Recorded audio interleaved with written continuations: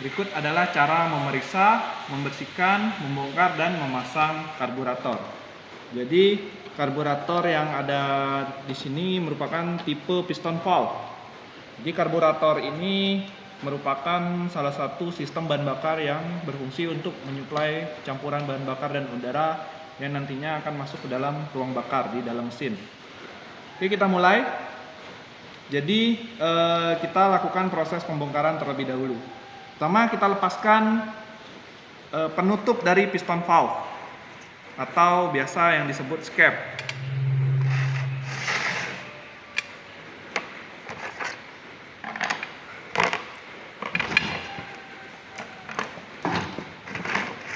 Jadi kita lepaskan, kemudian lepaskan spring, lalu kita lepaskan piston valve dari karburator. Pada piston valve atau scap terdapat needle jet atau jarum scap. Cara membukanya itu dengan menggunakan obeng plus yang nantinya dipasang di dalam pengunci daripada needle jet. Oke, cara membukanya ditekan kemudian diputar ke arah kiri ya. Bapak ulangi. Ditekan, diputar ke arah kiri, kemudian dilepaskan. Lalu dorong needle jet hingga keluar seperti ini. Ini merupakan pengunci needle jet. Nah, di dalam pengunci needle jet terdapat spring atau pegas. Pegas ini jangan sampai hilang. Kemudian lepaskan needle jet dari piston valve. Jadi ini needle jet. Langkah selanjutnya kita membuka bagian dari chamber atau perut karburator dengan membuka kedua baut pengunci.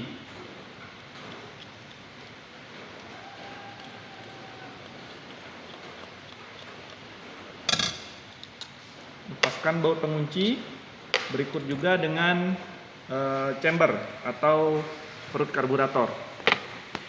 Lanjutkan dengan melepaskan floater atau pelampung dari karburator. Nah, di bagian pelampung terdapat needle valve atau jarum katup.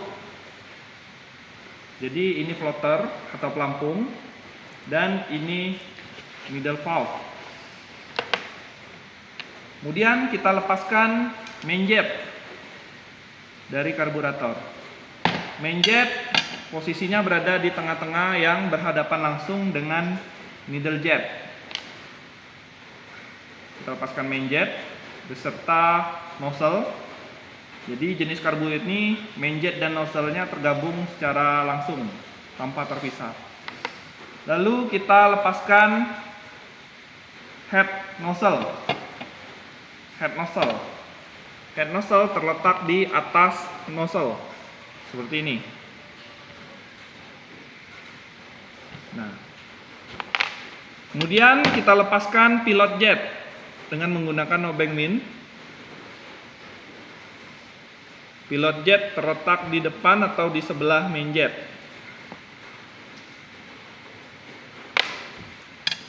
Lalu kita lepaskan idle screw. Idle screw terletak di bagian luar karburator yang memiliki pegas penahan. Kita lepaskan terlebih dahulu.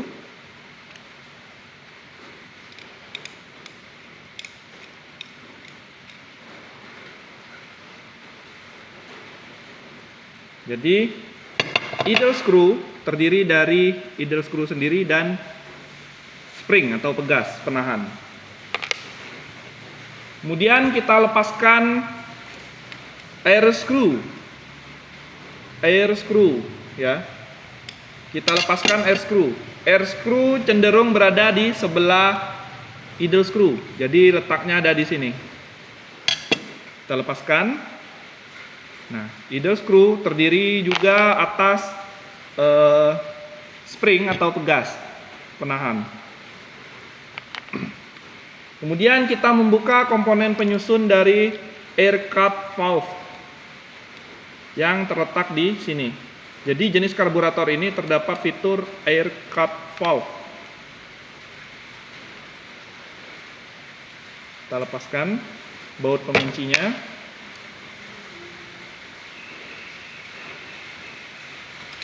Oh, sorry. Jadi hati-hati saat membuka komponen penyusun air cut valve tadi. Jadi terdapat pegas pendorong dari air cut valve. Di posisinya seperti ini. Nah, air cut valve itu terdiri atas diafragma dan penutupnya.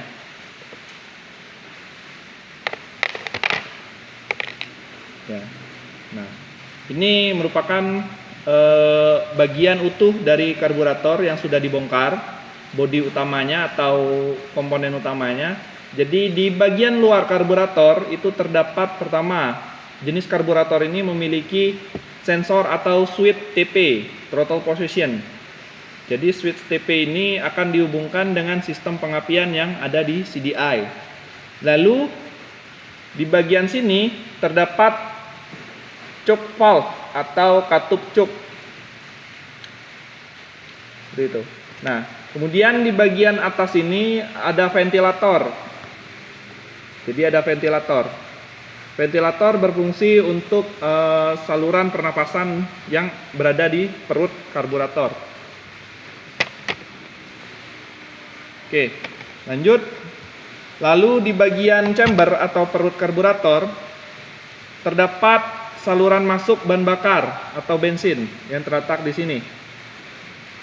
Kemudian ada saluran overflow atau ketika bensin melampaui batas dari ketinggian perut karburator itu akan terbuang melalui saluran yang ada di sini. Baik, kita lanjut. Komponen-komponen yang berada di karburator ini beserta fungsinya. Jadi pertama, TP switch atau saklar penghubung daripada sensor TP. Ini berfungsi untuk mengatur kurva pengapian sesuai dengan bukaan daripada piston valve. Jadi piston valve yang posisinya tertutup utuh berbeda dengan kurva pengapian ketika dia terbuka penuh. Hubungannya seperti itu. Kemudian ada choke valve. Choke valve ini terhubung ke selang ataupun ke kabel yang berada di saklar sebelah kiri kita. Ya. Jadi fungsinya adalah choke seperti pada umumnya, yaitu untuk memberikan campuran bahan bakar yang lebih kaya pada saat mesin dalam kondisi dingin pada saat pertama kali motor dihidupkan, atau bisa disebutkan memperkaya campuran bahan bakar dibandingkan campuran udara. Seperti ini, dia menutup udara sehingga bahan bakar yang tersedot itu lebih banyak dibandingkan udara.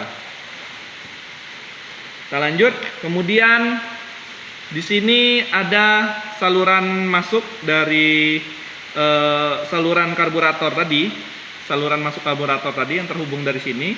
Kemudian keluarnya di dalam sini, keluarnya di dalam perut karburator sini. Lalu ada bagian yang namanya rumah air cut valve atau ACV. ACV berfungsi untuk menambah asupan bahan bakar ketika pada saat deselerasi atau menurunkan kecepatan. Nah, ini berfungsi juga untuk menghilangkan gejala letup atau ledakan yang ada di knalpot pada saat mesin dilepas gasnya. Begitu. Kita lanjut ke bagian selanjutnya. Ada chamber yang berfungsi untuk menampung bahan bakar sementara sebelum dialirkan ke ruang bakar. Lalu ada floater yang berfungsi sebagai pelampung.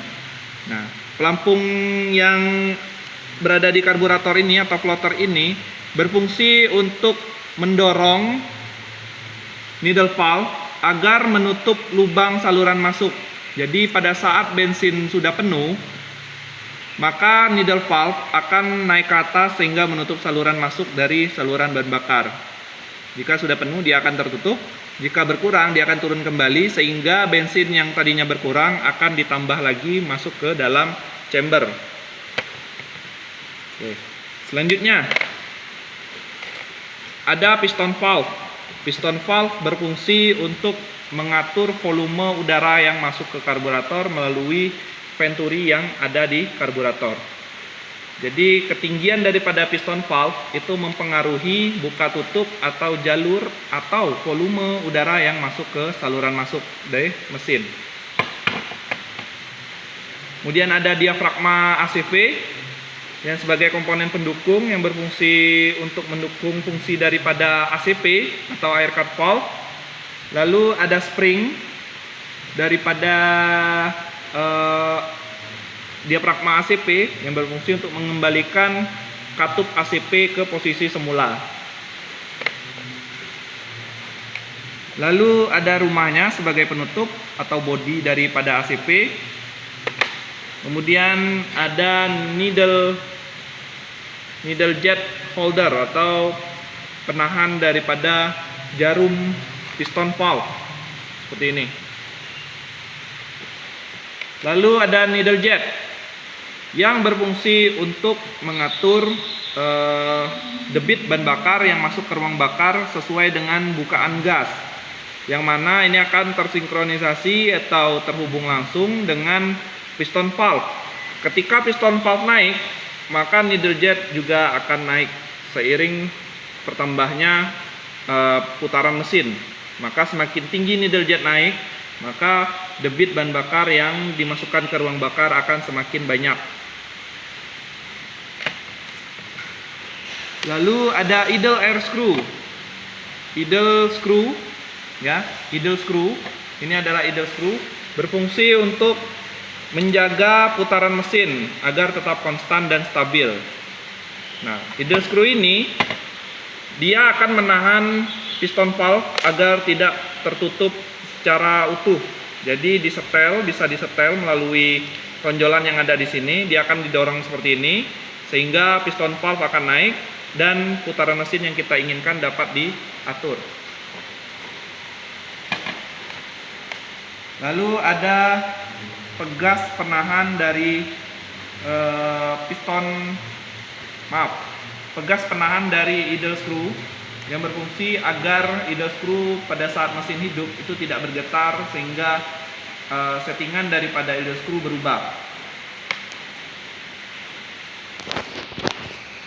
Lalu ada air screw. Air screw berfungsi untuk mengatur jumlah udara yang masuk ke karburator agar komposisi ideal daripada campuran bahan bakar udara dan bensin bahan bakar di karburator itu sesuai dengan standar, yaitu 1:15. Lalu ada pegas penahan yang menjaga supaya air screw tidak berubah posisinya. Kemudian ada head nozzle. Head nozzle berfungsi untuk sebagai aliran bahan bakar dari chamber menuju ke venturi yang ada di dalam sini. Lalu ada piston valve, penutup piston valve yang berfungsi untuk menjaga agar piston tidak keluar dari karburator. Kemudian ada main jet. Main jet berfungsi untuk menyuplai bahan bakar dari putaran menengah hingga putaran tinggi. Kemudian ada pilot jet yang berfungsi untuk menyuplai bahan bakar pada kondisi mesin idle atau langsam hingga putaran menengah. Kemudian ada spring atau pegas daripada piston valve yang berfungsi untuk mengembalikan piston valve ke posisi semula atau posisi menutup. Nah, itu tadi bagian komponen beserta fungsi daripada karburator jenis ini. Ya, sekarang kita rakit kembali atau pasang kembali komponen yang sudah kita lepaskan. Kita pasang air cut valve. Kemudian jangan lupa springnya juga kita pasang atau pegasnya kita pasang, ya seperti ini. Lalu perhatikan posisi dari penutup itu jangan sampai salah, disesuaikan dengan baut penguncinya dan saluran yang ada pada bodi karburator. Kita tekan seperti ini. Lalu kita kunci dengan menggunakan baut yang sudah disediakan.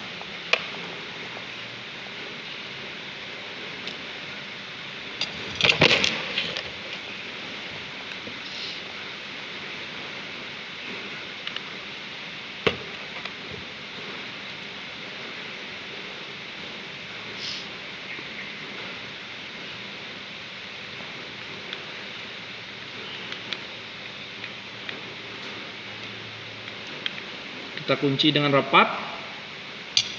Kemudian kita pasang main jet ke posisi semula. Jangan lupa untuk head nozzle-nya itu dimasukkan terlebih dahulu. Untuk posisi head nozzle jangan sampai terbalik. Jadi bagian yang cekung itu menghadap ke atas, sedangkan bagian yang cembung itu berhadapan langsung dengan nozzle seperti ini. Lalu kita pasang. Kita putar dan kunci main jet ke karburator. Kemudian kita pasang pilot jet yang terletak di sebelah main jet.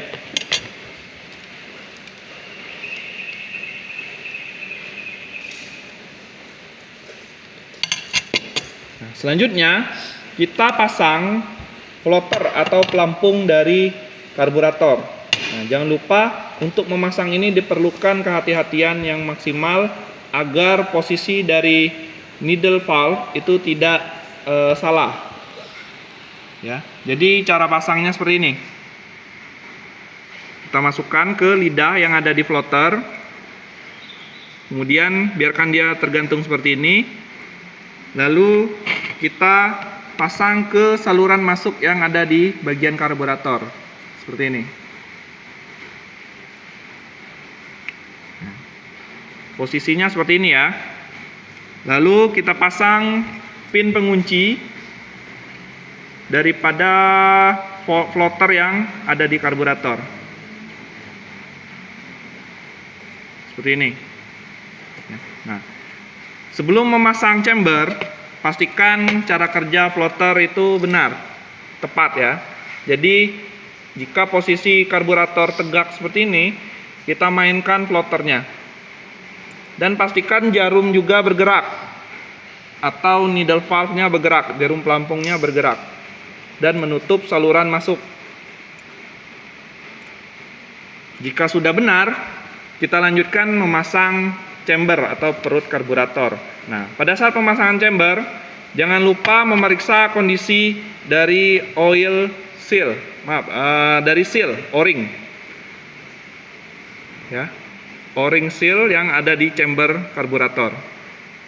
Dipastikan kondisinya masih baik, karena kalau ini sudah rusak, bahan bakar yang ada di dalam chamber itu akan keluar atau bocor. Kita pasang, jangan sampai terbalik. Jadi di sini ada posisi saluran masuk, lubang saluran masuk yang kita hubungkan di sini. Kita pasang dengan baik. Seperti ini. Lalu kita pasang baut pengunci dari chamber.